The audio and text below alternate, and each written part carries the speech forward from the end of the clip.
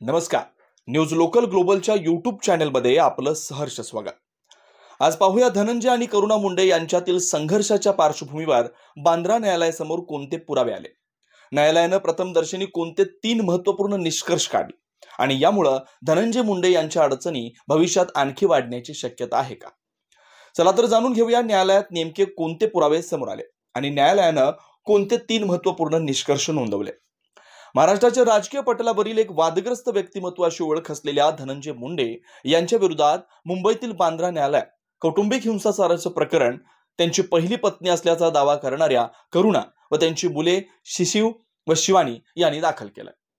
करुणा मुंडे यांनी pan card, आधार card अशी सर्व कागदपत्रे न्यायालयात हजर केलेत. शिवाय धनंजय मुंडे यांनी केलेली नोटरी प्रतिज्ञापत्र सादर केलेत. करुणा मुंडे यांनी न्यायालयात दिलेल्या माहितीनुसार त्यांचा विवाह धनंजय मुंडे यांच्याशी 9 जानेवारी 1998 रोजी झाला. त्यांना शिशिव व शिवानी अशी 2 अपत्ये. सुरुवातीला दोघांनी इंदूरमध्ये वास्तव्य केलं, नंतर ते मुंबईत वास्तव्यास आले. 2018 पर्यंत दोघांमध्ये सर्व काही सुरळीत सुरू होतं. परंतु 2018 पासून धनंजय यांच्या वागण्यात अचानक बदल झाला. त्याचवेळी करुणा यांच्या असं लक्षात आलं की धनंजय यांनी 2018 मध्ये राजश्री यांच्याशी दुसरा विवाह केलाय. जेव्हा करुणा यांनी दुसरा विवाह का केला याबाबत धनंजय यांना विचारलं असता आपला प्रेमविवाह असल्यानं तो घरच्यांना मान्य नाही, यामुळे दुसरा विवाह केला असं त्यांनी सांगितलं. त्यानंतर करुणा यांनी 2020 मध्ये जेव्हा धनंजय यांच्या मूळ गावी येऊन त्यांच्यासोबत राहण्याचा आग्रह धरला तेव्हा त्यांनी त्याचा आपल्या राजकीय जीवनावर विपरीत परिणाम होईल असं सांगून त्यास नकार दिला. त्याचवेळी असं काही करू नये यासाठी धनंजय यांनी धमकावल्याचंही करुणा यांनी न्यायालयापुढे सांगितलं. न्यायालयासमोर चाललेल्या कामकाजात धनंजय मुंडे यांनी करुणा यांच्याशी वैवाहिक संबंध नाहीत असा लेखी जबाब नोंदवला. त्यामुळे आपल्या विरोधात कौटुंबिक हिंसाचाराचा दाखल केलेला दावा खोटा आहे, तो फेटाळण्यात यावा अशी विनंती न्यायालयाला केली.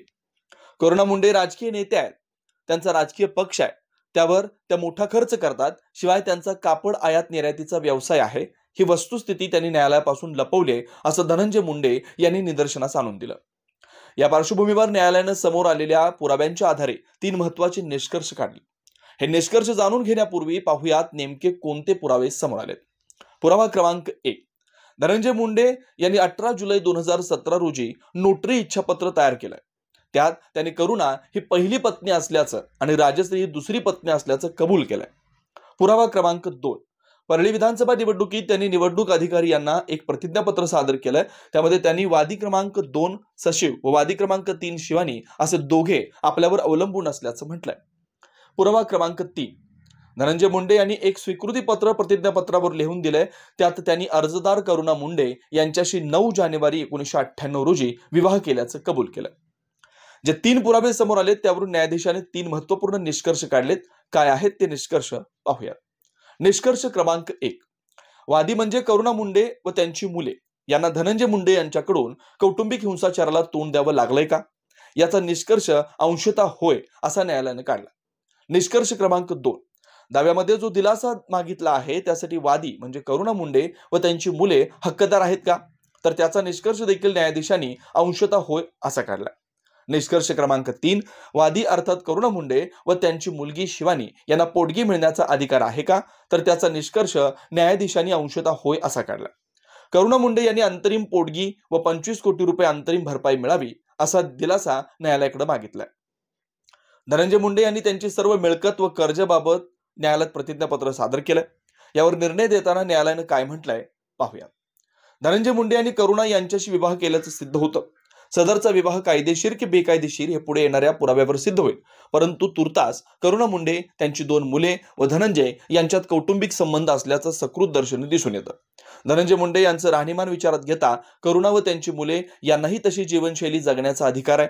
परंतु तसं जीवन जगण्यासाठी त्यांच्याकडे पुरेसं उत्पन्न नाही. त्यामुळे करुणा मुंडे व त्यांची दोन्ही मुलं पोटगी मिळण्यासाठी हकदार आहेत. जेव्हा प्रकरण न्यायालयात आलं तेव्हा मुलगा शिशिव 16 वर्षाचा होता. आता तो सज्ञान झालाय, त्यामुळे तो पोटगी मिळण्यास पात्र नाही. मुलगीचे जोपर्यंत लग्न होत नाही तोपर्यंत तिचं संगोपन करण्याची जबाबदारी पितेची आहे.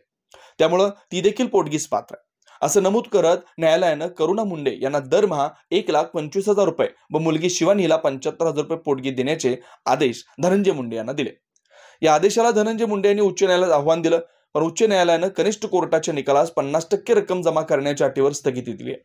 त्यामुळे धनंजय मुंडे यांना आता 50% रक्कम बांद्रा न्यायालयात जमा करावी लागणार आहे. प्रकरण दाखल झाल्यापासून ही रक्कम द्यायची असल्यानं ही रक्कम अंदाजे 50 ते 55 लाख होते, असं करुणा यांनी सांगितलं. करुणा मुंडे ही पहिली पत्नी आहे. तसा प्राथमिक निष्कर्ष न्यायालयानं काढलाय. करुणा यांनी अंतरिम भरपाई मागितली, ती आणखी वाढू शकते. धनंजय यांच्या सर्व वडिलोपार्जित संपत्तीवर करुणा यांचा मुलगा दावा करू शकतो. हे पुरावे धनंजय यांच्या अडचणी वाढवणार आहेत. या प्रकरणामुळे त्यांच्या राजकीय वाटचालीला ब्रेक लागला आहेच. पुढे हे न्यायालयीन प्रकरण कोणतं वळण घेतं, त्याचा शेवट होणार की ते मारुतीच्या शेपटीप्रमाणे वाढत जाऊन धनंजय यांच्या आणखी पतनाला कारणीभूत ठरणार, हे आता येणारा काळच ठरवेल.